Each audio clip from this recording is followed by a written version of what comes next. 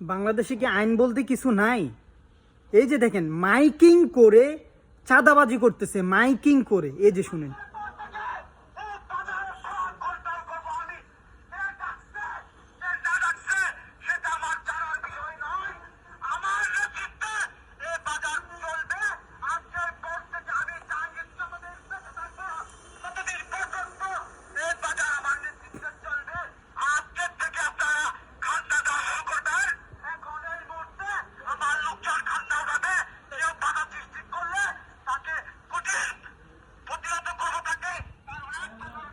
ও জাহাঙ্গীর বাজারটা কি ওর বাপের, নাকি বাজারটা কি ওর বাপ দাদা 14 গোষ্ঠীর সম্পত্তি যে ও বাজার থেকে এভাবে খাজনা তুলবে?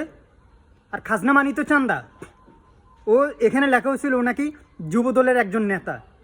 মানে কতটুকু, মানে বাংলাদেশের মধ্যে কি কোনো আইন বলতে কিছু নাই? আর ওইখানে যারা আছে তা আপনারা কি ভাই মানুষ না?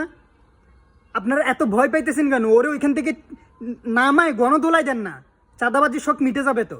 একজনকে মাইক দেন, সাহস করে একজনকে মাইক দেন, তাহলে দেখবেন যে ভবিষ্যতে আর কেউ এভাবে দুঃসাহস করে আপনাদের থেকে চাঁদা নিবেন। আপনারা আইন আর কতটুকু করবে? আইন আর কতটুকু করবে? আপনারা প্রতিহত করেন, আপনারা শক্তভাবে দাঁড়ান। আর এই বাজারটা কি তার কি বাপের? ও যে যেভাবে মাইকিং করে চাঁদাবাজির জন্য ইয়া করতেছে, একে দ্রুত আইনের আওতায় নিয়ে এসে একে শাস্তি দেওয়া হোক।